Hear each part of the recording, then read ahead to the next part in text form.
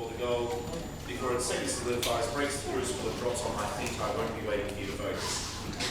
Don't come any closer to folks, stay where you are. If I did drop the crucible between here and there, I wouldn't quite seriously expect to lose a few toes.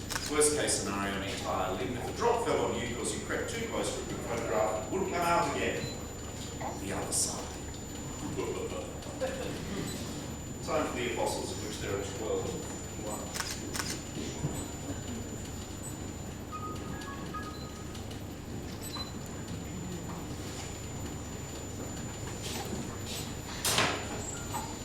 Stay where you are, folks.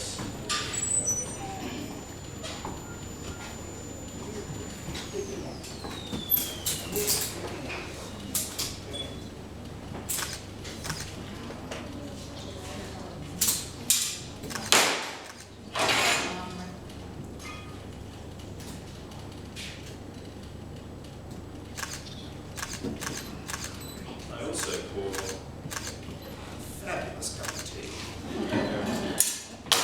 This glowing thing is called a crucible. It can be at 2,000 degrees. It's made of graphite and clay. The trade-off is it's as strong as a biscuit.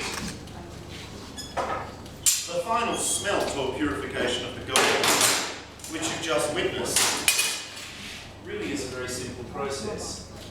We take the impure gold, we pop it in the crucible, we add a very simple chemical called borax. Gold is actually incredibly easy to purify for one reason. It is, put simply, incredibly heavy. As it melts, it sinks. As it sinks, anything that doesn't weigh the same or more than gold, it's actually about density, which is pretty much everything else in the universe, is forced to the surface. It floats above the molten gold. The borax is finer than talc. That sieves up through the gold and removes any other impurities.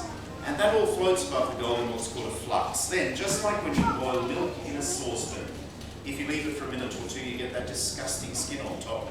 If you're very careful when you boil the milk, you can get the skin to stick to the saucepan and not end up in your cocoa. As you can see, this is still a little on the warm side. It is actually probably sitting at about 850 degrees Celsius. That would take 2 hours in the air by itself to cool to the point where I could comfortably handle it. Gold has quite a low acidity. In other words, it really isn't very good at radiating heat away. This is about 840 degrees. Watch.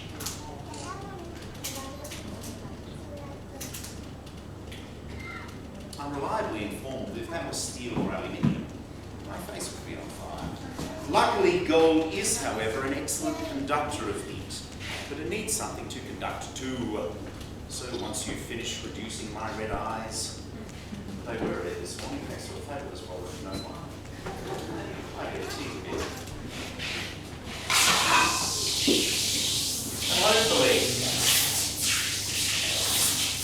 by the time I've taken off these highly protective gloves, scratch my head, set a very small area for gold of my choice.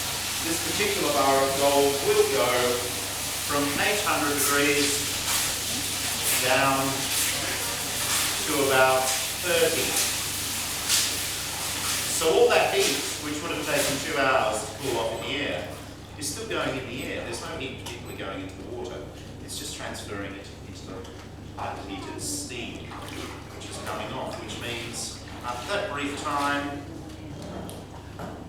this bar of gold is just about perfectly safe to handle. And what we're left with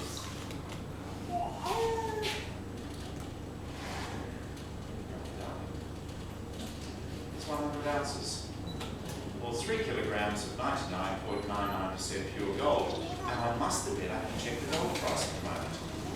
But I imagine it wouldn't be far off 170,000 Australian dollars. I would love to have it round. Unfortunately, there's 170,000 reasons that I am so allowed. However, I do need to prove it's gold. You see, there are skeptics in the world, quite right, I'm one of them, who would say, well, that's just not gold, that's brass, they wouldn't dare.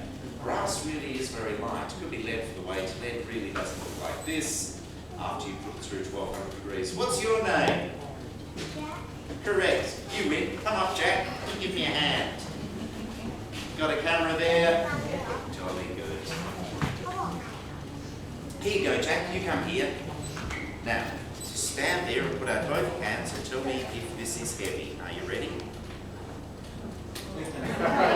Is it pretty heavy? Turn around and look at that woman. She may seem familiar. Put a smile on your dial. Well done, Jack. Give Jack a round of applause. Thanks, mate. Unfortunately, what I have to do now is take this delightful ball and drop it back into its bulletproof case, like so. Then I'm going to open up these doors. We have a shop, that you never expected that.